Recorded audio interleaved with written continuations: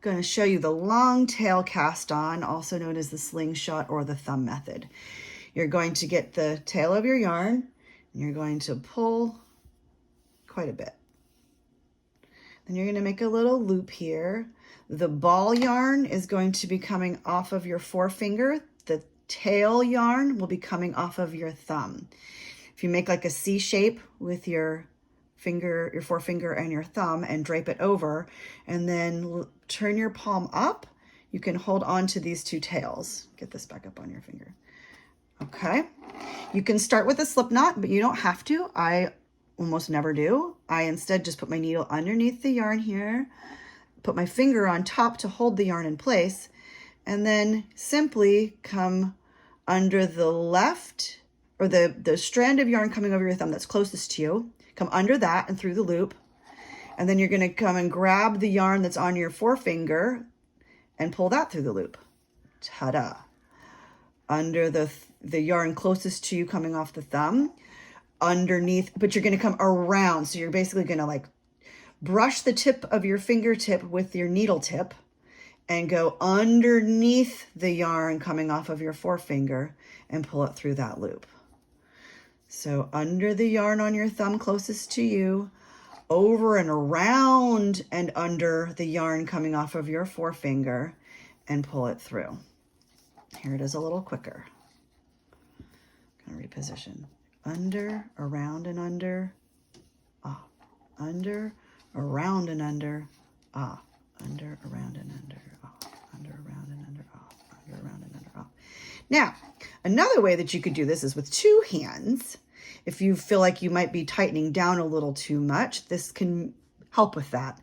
So you'll hold, again, the tail yarn will still be coming off of your thumb. The ball yarn will be coming off of your right hand forefinger now. You're going to take your needle tip and go under the yarn closest to you coming off of your thumb, just like before. You're going to hold the needle with your left hand while you bring the yarn over your right forefinger around the needle. And then you're going to take the loop on your thumb up over the tip and off and tighten down gently. Under the thumb, the yarn coming off your thumb, hold it with your left hand, bring the yarn around from the right hand around the tip, and then bring the loop on your thumb over the tip and gently tighten. Tip goes under the yarn closest to you on your thumb. Hold the needle with your left hand.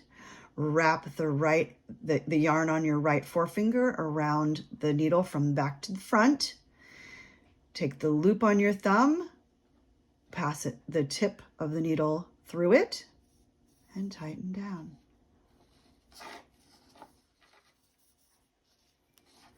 I actually, if I'm going to do the slingshot method and not the German twisted cast on, which is my go-to, I will oftentimes do it this way because I do tend to crank down too tight when I'm doing the slingshot method. I want to crank down. And so that's not a good thing. You don't want to tighten down so tight that you're strangling the needle. That's not what you want. You want it to be nice and loose. And you also don't want them to be right next to each other, super tight, right next to each other, because then they're not going to have any stretch from one another. So if you can think about kind of imagining about the width of your needle, keeping about that much space between them when you tighten your stitch down, that will keep them spaced out enough so that when you come in to work them, the first row of them, they're not going to be all cram jammed up against each other, and then your cast on edge will be pulled in too tight and your worked stitches will flare out. So if you space them out as you're casting them on, that will help. Happy knitting!